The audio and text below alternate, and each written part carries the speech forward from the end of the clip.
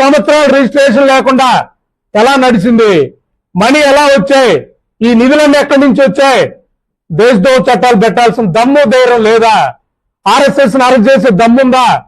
RSS ని arrest చేసే దమ్ముందా అని అడుగుతున్నా. 100 సంవత్సరాలు ఆర్ఎస్ఎస్ రిజిస్ట్రేషన్ లేకుండా నడుపుతా ఇంకా దానికి మతంపులకి విధానం అంటే వాళ్ళ మీద దేశద్రోహ చట్టాలు పెట్టాల్సిన అవసరం లేదా? భారత రాజ్యాంగాన్ని పాటించండి అని మాట్లాడితే నా మీద టీడీపీ కార్యకర్తల మనోభావాలు దెబ్బతిన్నాయని 196, 351, 352, 353 నీ ఇష్టం సెక్షన్ పెట్టుకో. గత ప్రభుత్వం ఉన్నప్పుడు మిమ్మల్ని అరెస్ట్ చేస్తే మీ కార్యకర్తలందరూ హైదరాబాద్ లో మీటింగ్ పెడితే విజయవాడలో దమ్ముగా నిలబడి మీటింగ్ పెట్టా.